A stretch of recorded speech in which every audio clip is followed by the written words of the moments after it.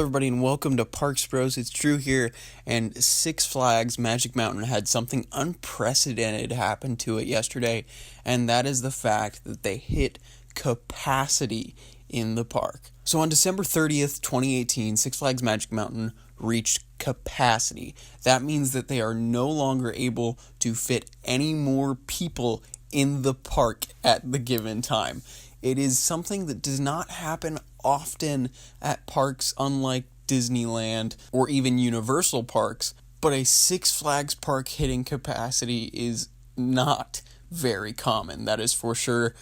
Disneyland has hit capacity multiple times in the past couple of weeks, and I think Knott's has hit capacity once or twice, but Magic Mountain hitting capacity is a whole nother ball game because Magic Mountain is so much larger than those two parks. So it is something that I actually never expected to see, at least in these next 5 years or so. But people that went yesterday have said that it took 4 hours to even get into parking for the park, which is absolutely insane. The parking lot filled up very quickly in comparison to some days that I've been.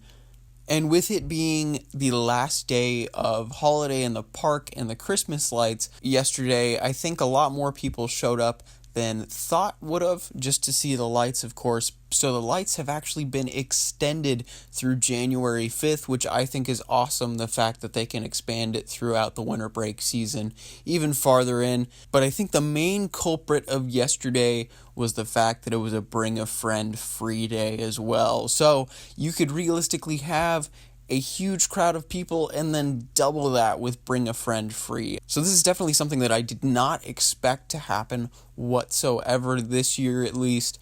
But with bring a friend free, it being the winter break season, also it being the last day of holiday in the park, I think that was just a recipe for capacity, I suppose. It just ended up that way. I've seen pictures of police cars blocking off the driveway into the parking lot, which is crazy to even think about. Apparently, the security lines went all the way past the Six Flags Magic Mountain sign that is above head the ticket booths, and also full queues were everywhere. Twisted Colossus was a 3-hour wait. Riddler's Revenge went outside of its queue, which is insane. Even worse, the food joints ended up having longer waits than some of the rides, it seemed. Wascals in Bugs Bunny World had a line that stretched almost all the way to Goliath.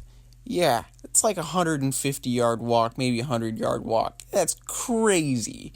Absolutely absurd. So the fact that Magic Mountain was at capacity is just something that I would have never imagined. I think it's great for the park, the fact that they could have brought that many people in, but at the same time, it does create some controversy and also some discourse between park goers as well as the park, because many park goers were very, very sad about how many people have shown up. But to combat that, Magic Mountain has actually extended any ticket from this time period as well as pass through January 6th. So it will automatically go through the rest of the winter break season, which I think is wonderful. The fact that Magic Mountain is allowing this extra week for people to go back to the park because of how busy it's been this past day, as well as possibly even today, which is New Year's Eve, which I could see the park getting absolutely packed again. I know Knott's is going to be insane, and Disneyland is already there. So this is just a very interesting circumstance that has happened that I just couldn't have seen happening, as well as many of my friends. I talked to them about it yesterday, and they were all shocked.